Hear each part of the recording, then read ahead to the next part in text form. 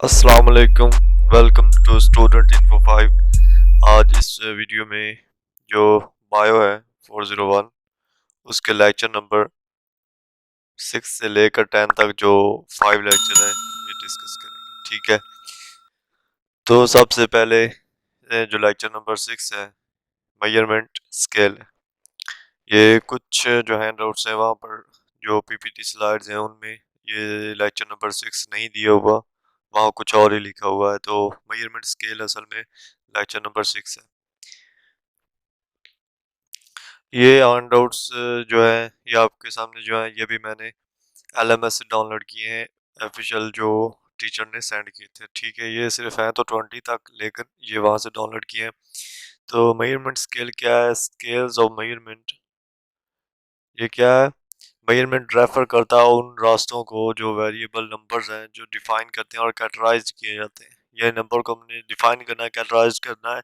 तो मेजरमेंट क्या करता है? ये हमें वो रास्ता दिखाता है कि कैसे उनको डिफाइन और उनको कैटेगरी में हम कर सकते हैं।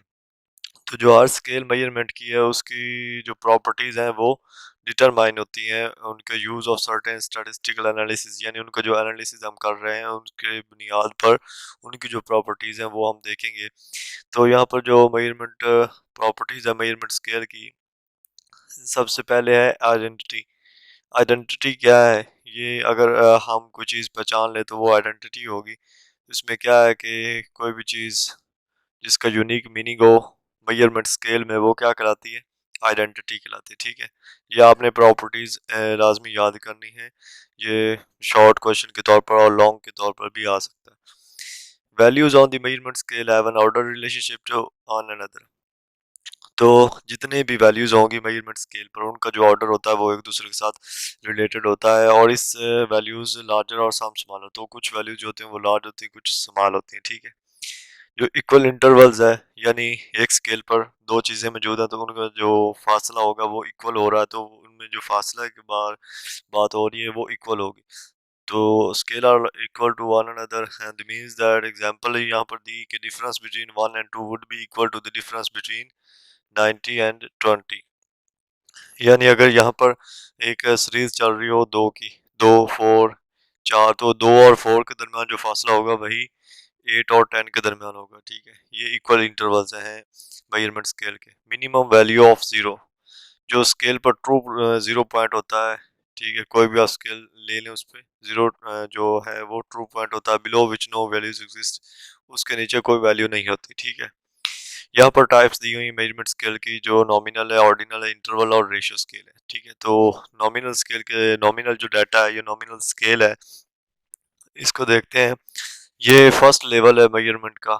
इसमें जो नंबर होते हैं वो टैग्स या लेबल्स की शक्ल में होते हैं, यानी नॉमिनल का मतलब क्या है? सिर्फ नेम देना होता है। यहाँ पर वो टैग्स की शक्ल में और लेबल की शक्ल में होते हैं, जिससे हम क्या कर सकते हैं, जो अपने ऑब्जेक्ट्स होंगे उनको हम पहचान सकते हैं। ठीक है, nominal scale usually deals with the non numerical variables और the numbers that do not have any value. ये उन वैल्यू के साथ डील करती है। तो जो ये नॉन न्यूमेरिकल वेरिएबल्स होते हैं और नंबर्स होते हैं, ये उनको जिनकी कोई वैल्यू नहीं होती उनको रिकमेंड करता है। यानी अगर फॉर एग्जांपल हमारी आई है तो इसकी कोई वैल्यू है आपके सामने, अहमियत को नहीं मैं पूछ रहा, इसकी वैल्यू कोई डाटा जो 1 2 3 4 हो, ये सिर्फ उसको ये बताएगा कि हमारी दो आंखें, बस इतना ये करेगा। ठीक है, तो यहाँ पर हम इसकी जो एग्जांपल्स है वो देख लेते हैं। ये मैंने ये थोड़ा थोड़ा सा करना होता है, आपने ज़्यादा नहीं करना होता। अगर नॉमिनल डाटा के बारे में आपसे पूछ रहा है तो आपको पता होना चाहिए, थोड़ा सा 2 3 लाइंस में आपने बयान करना है इसको, और उसके बाद सिंपल इसके जो आपके पास जो इसकी एग्जांपल हो वो आपने बता देनी। ठीक है, ये एग्जांपल ये सारा कुछ छोड़ दें, ये कुछ भी नहीं करना। ठीक है, यहाँ से हम इसकी एग्जांपल देखते हैं कि जो आई का कलर है, हमारी आई का, वो ब्राउन है या ब्लैक है, ये नॉमिनल डाटा है। जो रिलीजन है वो क्रिश्चियनिटी, इस्लाम है, हिंदुइज्म है, जो मेल और फीमेल्स हैं। ठीक है, तो अब आते हैं ऑर्डिनल डाटा की तरफ। ऑर्डिनल ऑर्डिनल नाम से ज़ाहिर हो रहा है, ये क्या कहता है? ऑर्डर देता है एक चीज़ को, रैंक देता है उस चीज़ को। तो इसमें ये सेकंड लेवल है मेजरमेंट स्केल का। इसमें हम क्या करते हैं? ऑर्डर और रैंकिंग देते हैं। Data without establishing the degree of variation between the, यानी उनके दरमियान फ़र्क किए बगैर उनको हम क्या कर देते हैं, रैंक दे देते हैं, ऑर्डर दे देते हैं। ये ordinal represents the order. Ordinal data is known as qualitative data and categorical data. ये भी, इसे भी क्वालिटेटिव डाटा भी कहते हैं और कैटेगोरियल डाटा भी कहते हैं। क्वालिटेटिव क्यों कहते हैं? क्योंकि ये क्वालिटी को ज़ाहिर करता है, यानी उसका जो क्वालिटी है वो ज़ाहिर करता है, रैंक ज़ाहिर करता है, उसका डाटा ऑर्डर ज़ाहिर करता है। तो इसके एग्जांपल में है कि ranking of school students first, second, third etcetera, ratings in restaurants, evolutionary of frequency occurrence very often often. तो ये सारे इसकी क्या एग्जांपल्स हैं, इनमें से आपने ये ऊपर वाले दो कर लें तो ये भी बहुत है। तो यहाँ पर डिग्री की दी गई है, टोटल डिग्री, सॉरी एग्री के बारे में दिया हुआ, डी एग्री है या एग्रीमेंट है कोई, तो आप या तो फुल राजी होंगे या आप थोड़ा सा राजी होंगे या डिसएग्री हो जाएंगे या टोटल डिसएग्री हो जाएंगे, ठीक है। तो अब आते हैं ऑर्डिनल स्केल जो है, इसकी जो कुछ खसूसियात है। The ordinal scale shows the relative ranking of the variables. जो वेरिएबल्स होते हैं उनमें जो रिलेटिव रैंकिंग होती है वो भी ज़ाहिर करता है, ठीक है। ये आइडेंटिफाई और डिस्क्राइब करता है मैग्नीट्यूड ऑफ अ वेरिएबल, एक वेरिएबल की जो मैग्नीट्यूड है वो भी डिस्क्राइब करता है। Nominal scale, ordinal scale gives ranking of those variables, ये रैंकिंग देता है, मैंने पीछे पढ़ा है। और interval properties are not allowed, जो प्रॉपर्टीज होती हैं वो ये नहीं बताता, ये सिर्फ रैंकिंग देता है या ऑर्डर देता है, ठीक है।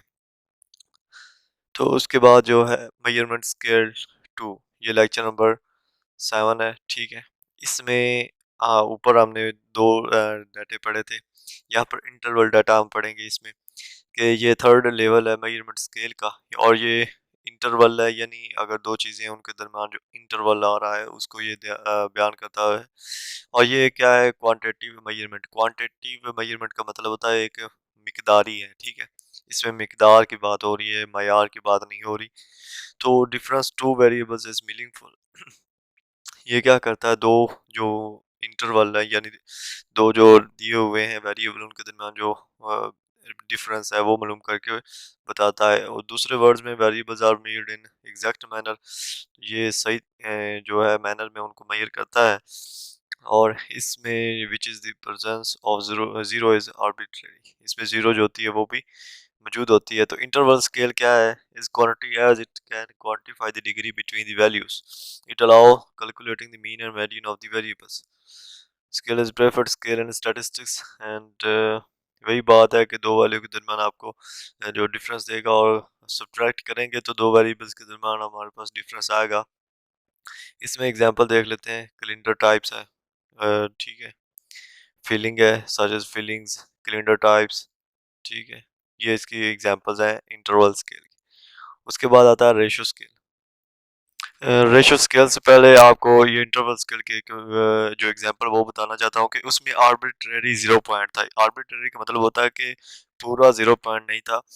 फॉर एग्जांपल IQ लेवल जो इंसान का है, अगर वो 0 हो जाए तो क्या होगा, यानी उसमें है ही नहीं, है उसमें, वो आर्बिट्रेरी 0 पॉइंट है, ठीक है। तो रेशियो स्केल की बात करते हैं।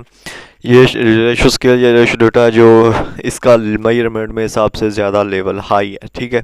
उसके बाद ये क्या करता है, ये फायदे effect the quality of ratios as well as quality of intervals में बी डिटरमाइंड, एंड इसमें जो सबसे इम्पोर्टेंट बात है कि ट्रू 0 पॉइंट इसमें मौजूद होता है।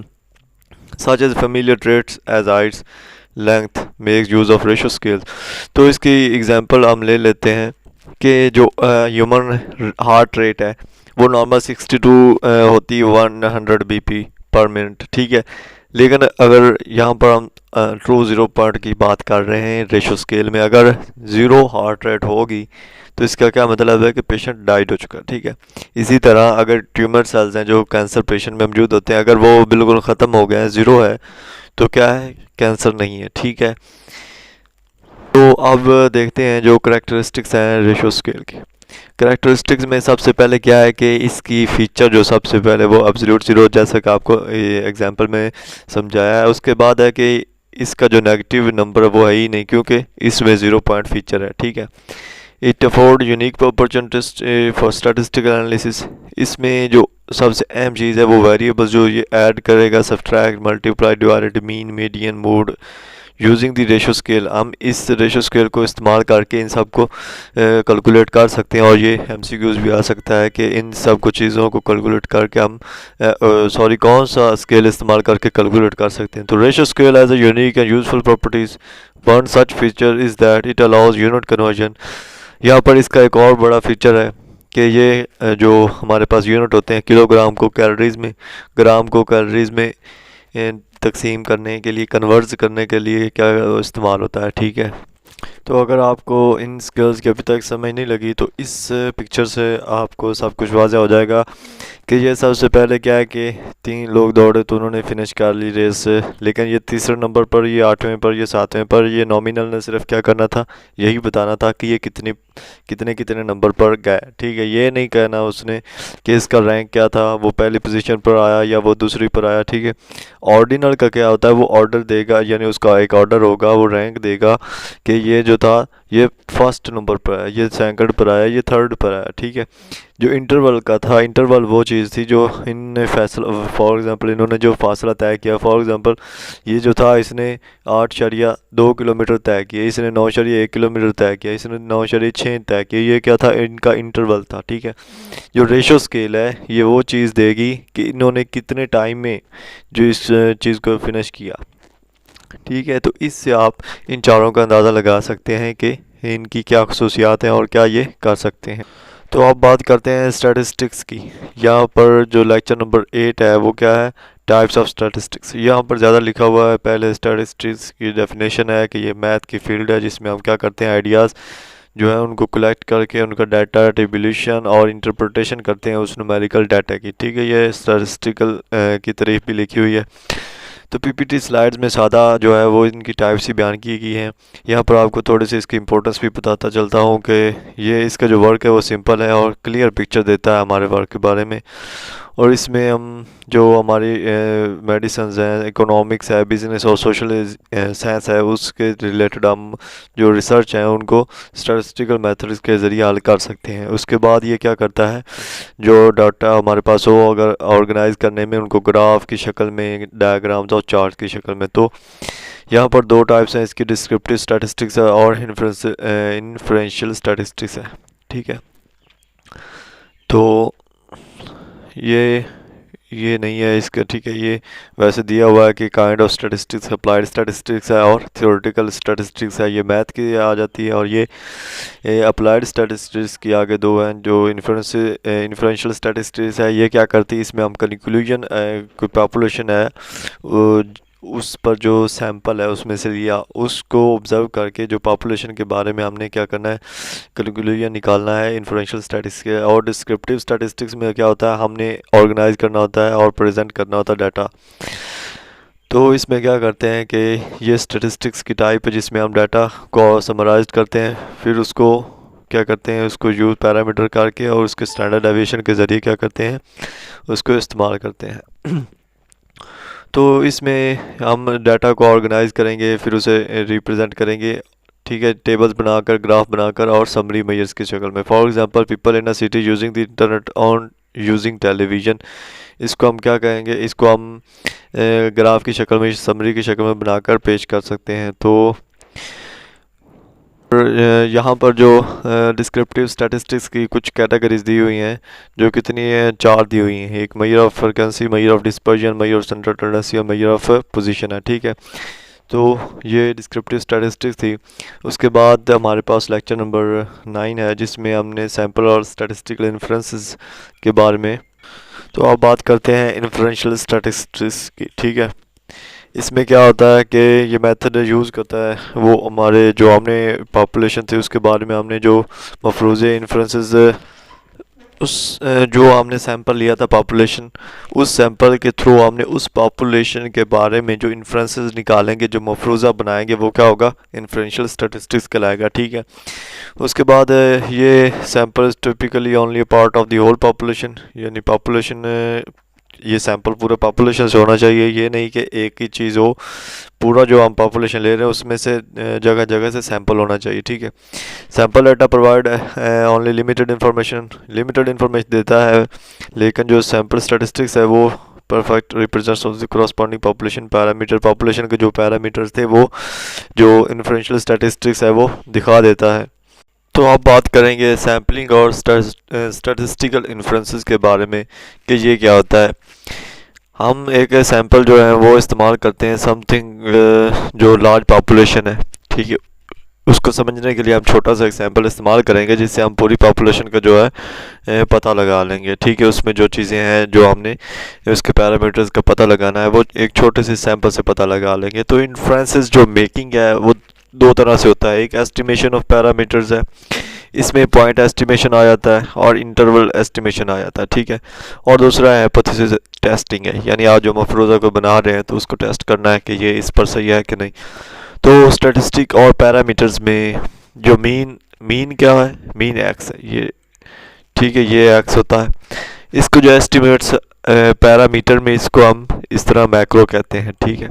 उसके बाद स्टैंडर्ड डेविएशन एस होता है सादा, तो एस्टिमेट्स में इसे क्या कहते हैं, ये सिग्मा कहते हैं, ठीक है। उसके बाद प्रोपोर्शन जो पी है उसको हम एस्टिमेट्स में पाई कहते हैं। ये क्या होता है, ये तीनों जो होते हैं ये हम एक सैंपल से लेते हैं, ठीक है। इनकी बुनियाद पर इनके फार्मूले जो होते हैं मीन के, स्टैंडर्ड डेविएशन के, इनकी बुनियाद पर हम जो इंटायर पॉपुलेशन होती है उसके बारे में इन्फ्लुएंसेस जो होते हैं वो क्रिएट कर लेते हैं, निकाल लेते हैं, ठीक है। तो जो पैरामीटर्स की हमने एस्टिमेशन करनी है वो किस तरह है, ये पॉपुलेशन है, ठीक है, पूरी पॉपुलेशन थी, इसमें से हमने छोटा सा एक सैंपल लिया, सैंपल लेकर हमने क्या किया, उसका जो मीन थी सबसे पहले वो मालूम कर ली कि इसकी मीन जो थी वो 50 थी, ठीक है। अब हम क्या हुए 95% कॉन्फिडेंट हो गए that macro is between 40 to 60, यानी इसका जो पैरामीटर है इंटरवल, ये हमने पहले पॉपुलेशन से सैंपल लिया, इसको पॉइंट एस्टिमेट कहते हैं, और इसको जब हम एस्टिमेट करेंगे तो इसको इंटरवल एस्टिमेट कहेंगे, यानी आपने यहाँ पर 95% कॉन्फिडेंस हो गया है कि इसमें 40 या 60 के दरमियान जो है वो माइक्रो होगा, ठीक है। तो इसी तरह हम स्टैटिस्टिक्स में जो एरर्स होते हैं वो किस तरह कर सकते हैं। सैम्पलिंग डिस्ट्रीब्यूशन में जो सबसे पहले बात है, ये सैम्पलिंग डिस्ट्रीब्यूशन का ग्राफ के मदद से समझाया गया। यहाँ पर ये जो x और p के बारे में बताया गया, ठीक है। Is the distribution of a statistical across N infinite number of samples, जो इनफिनिट नंबर यानी ऐसे नंबर जो ख़त्म नहीं हो सकते, ठीक है। इनफिनिट उनको कहते हैं जो चलते जा रहे हैं नंबर्स, उनकी अगर डिस्ट्रीब्यूशन की स्टैटिस्टिकल एरर्स को हमने डिफाइन करना है तो हमें जो है सैम्पलिंग डिस्ट्रीब्यूशन करनी आनी चाहिए, ठीक है। तो इसमें जो स्टैंडर्ड डेविएशन है इसका जो फार्मूला सबसे पहले तो आपने याद रखना है कि क्या होता है, ठीक है। ये क्वांटिटी वेरिएबल है और ये क्वालिटेटिव वेरिएबल है। ये भी ये स्टैंडर्ड डेविएशन ये भी है, ये मीन इससे निकल आता है, और ये जो है इससे पाई का जो फार्मूला होता है पी का प्रोपोर्शन का वो यहाँ से निकल आता है। ये क्वालिटी को ज़ाहिर करता है और ये क्वांटिटी को ज़ाहिर करता है, तो ये दोनों फार्मूले आपने याद करने हैं। ये आगे तफसील में जब न्यूमेरिकल्स इसमें आएंगे तो इसके बारे में मज़ीद डिटेल से पढ़ेंगे।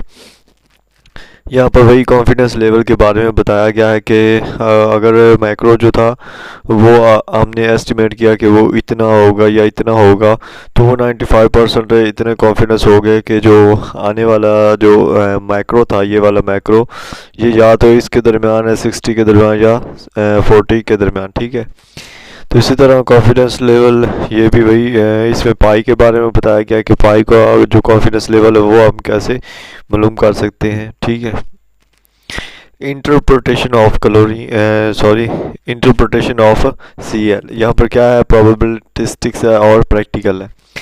इसमें जो रिपीटिंग सैम्पलिंग होती है वो 1% of all interval round sample means will in long run include confident that the single compound chlorine contains, यहाँ पर आपने ये 1 से जो नेगेटिव कर रहे हैं इसको जो 100% कॉन्फिडेंट लेवल होगा एक सिंपल क्लोरीन का।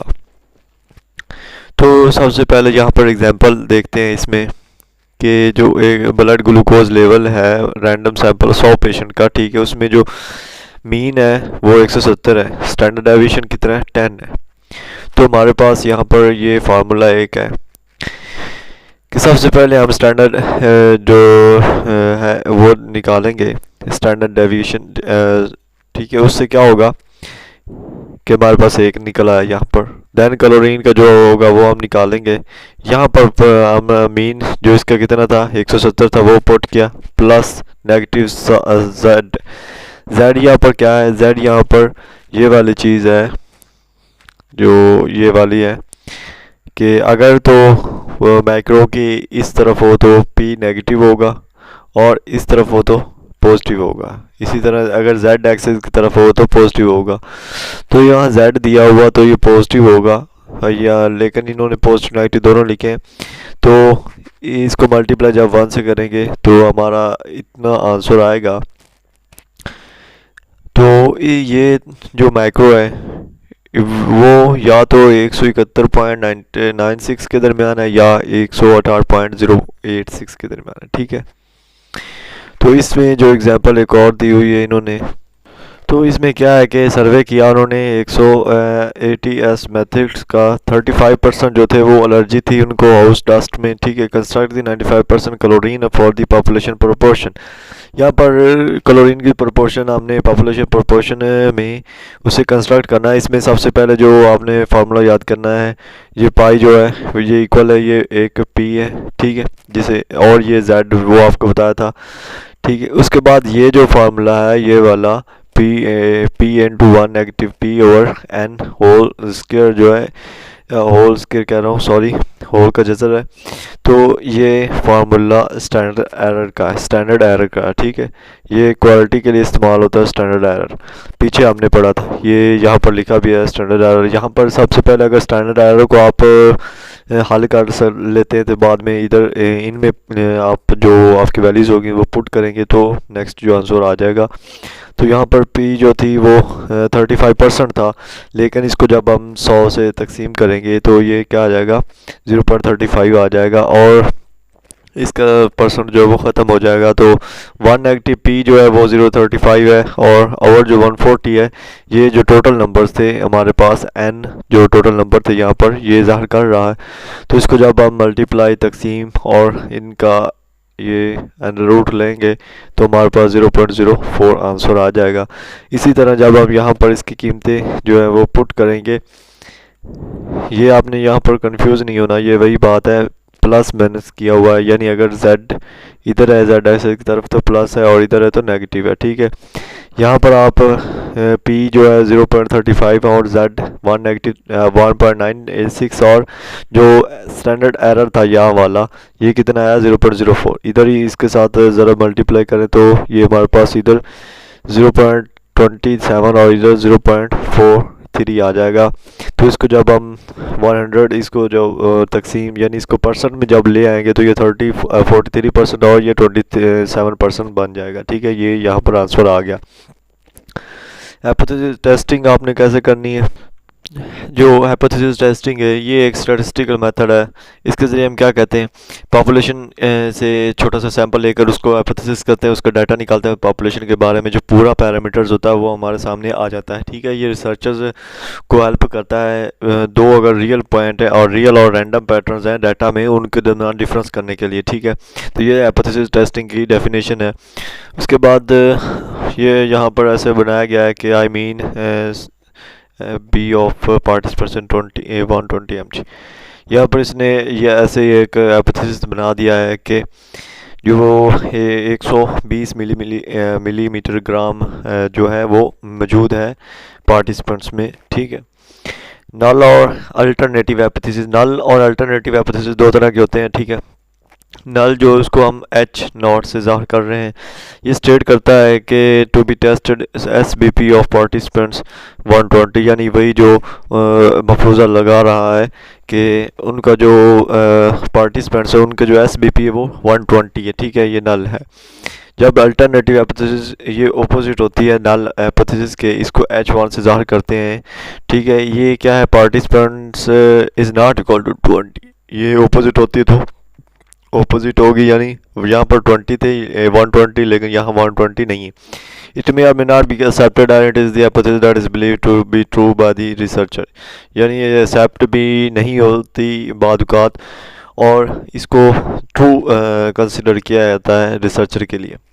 इसकी जो अहमियत है, तो इस ये क्या करता है, ये जो वैल्यूज़ की सैम्पल स्टैटिस्टिक की अनलाइक वैल्यूज़ होता है उनको क्या करता है, वो डिफाइन करता है। और ये नल हाइपोथेसिस जो है ये ट्रू है, अगर ट्रू हो तो ठीक है, अगर ट्रू हो तो ये जो अनलाइकली वैल्यूज़ होंगे उनको सैम्पल स्टैटिस्टिक्स में डिफाइन करेगा। और एक called rejection regions of sampling distribution. इसकी जो टिपिकल वैल्यूज़ हैं वो 0.01 और 0.05 है। Selected by the researcher at the start provides the critical value of the test। यहाँ पर वही लेवल ऑफ सिग्निफिकेंस है जो पीछे ऊपर वाले ग्राफ में देखा था कि यहाँ पर पाई है, ठीक है, या पाई है या स्टैंडर्ड डेविएशन है, तो इस तरफ और इस तरफ जो भी एक पॉजिटिव था इस तरफ और इस तरफ नेगेटिव था। और यहाँ पर 95% उसने मफरूज़ा लगाया था कि ये ठीक है, ठीक है। इसके बाद रिजल्ट्स जो पॉसिबिलिटीज़ हैं वो कुछ इस तरह से हैं कि एक्चुअल सिचुएशन जो है वो क्या है, इनोसेंट है या गिल्टी है। एक्चुअल सिचुएशन में इधर जो ज्यूरी ट्रायल था, ठीक है, लेकिन इधर हाइपोथेसिस चल रहा है। इधर क्या है कि करेक्ट इनोसेंट जो है, ठीक है जी, इनोसेंट था लेकिन गिल्टी में एरर आ रहा है। यहाँ पर गिल्टी में एरर है और सॉरी इनोसेंट में एरर है और गिल्टी करेक्ट है, यानी जो जिसके सामने वो ठीक है। तो इसमें जब एक्सेप्ट H2 और H फॉल्स में करेंगे, नल जो हाइपोथेसिस है इसमें 1 negative A, type 2 error beta, type 1 error, false positive है और ये नेगेटिव है, ये नेगेटिव है और ये पॉजिटिव है, तो ये रिजेक्ट हो गया और ये एक्सेप्ट हो गया, ठीक है।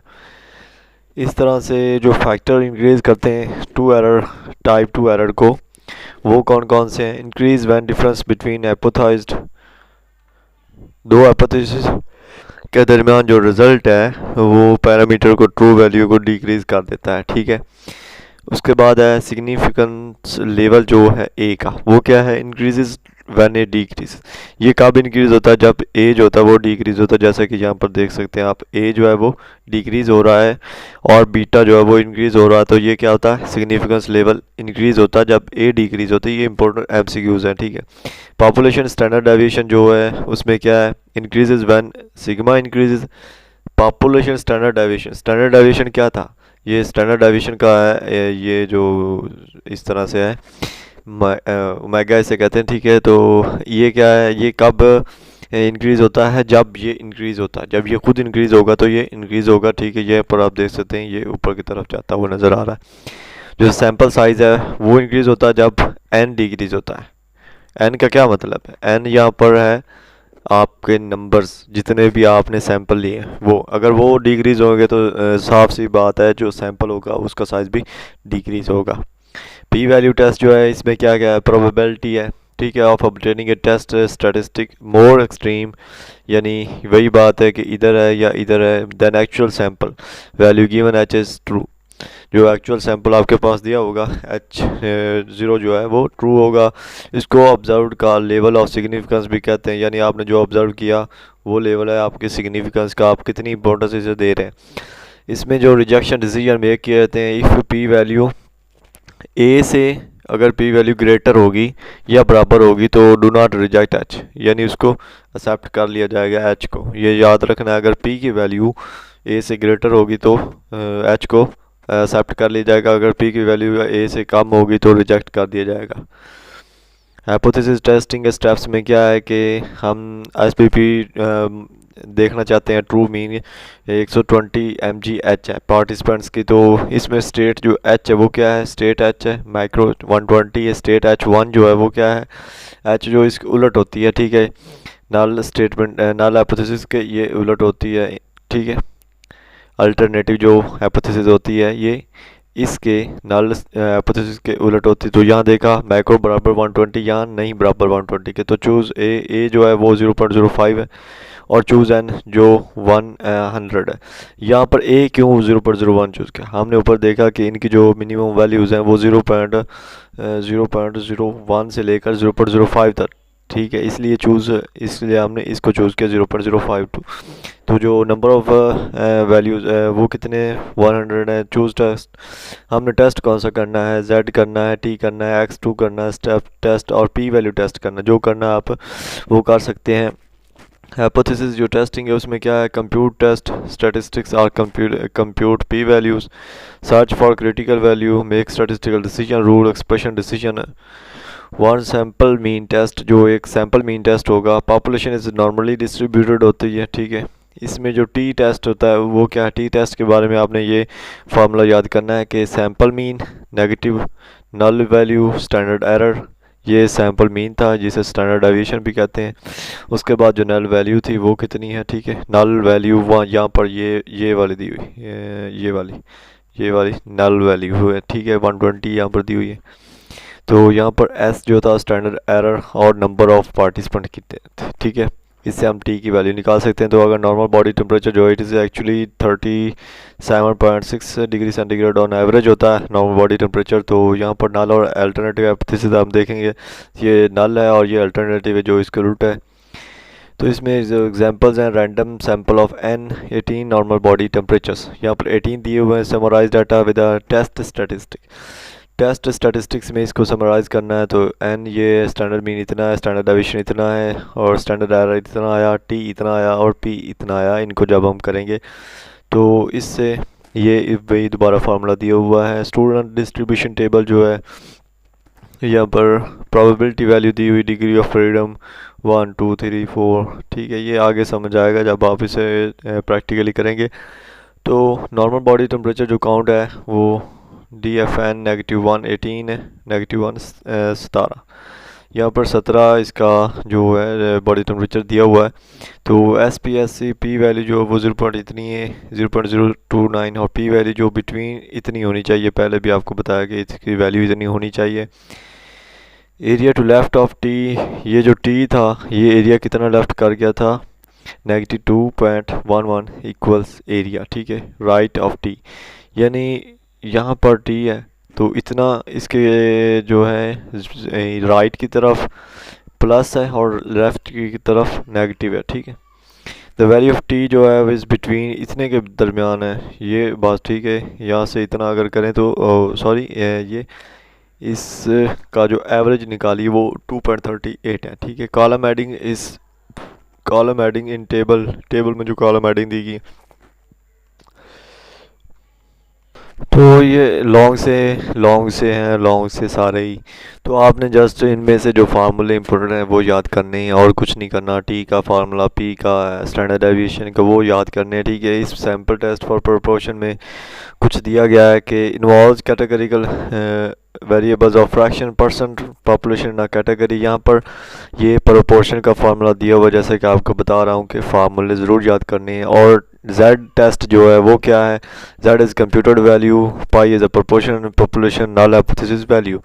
तो यहाँ पर ये पाई दी हुई है, नल हाइपोथेसिस वैल्यू है, तो ये आपने याद करनी। यहाँ पर जो A क्रिटिकल वैल्यूज़ हैं 1 एट वो इतनी होनी चाहिए। अगर 2.58 हो तो A की वैल्यू इतनी होनी चाहिए। ये इंपॉर्टेंट MCQs हैं यहाँ पर, ठीक है। इसने लाजमी याद करिएगा कि अगर A 0.05 हो तो क्रिटिकल वैल्यू कितनी होगी और अगर 0.01 हो तो कितनी होगी।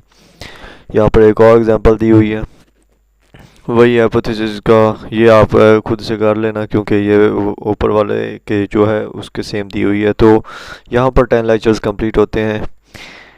तो इंशाल्लाह नेक्स्ट वीडियो में मिलेंगे। और अगर वीडियो अच्छी लगी तो लाइक कर दें और चैनल को सब्सक्राइब कर दें ताकि आने वाले वीडियोज़ आपको मिलती रहें। अल्लाह हाफ़िज़।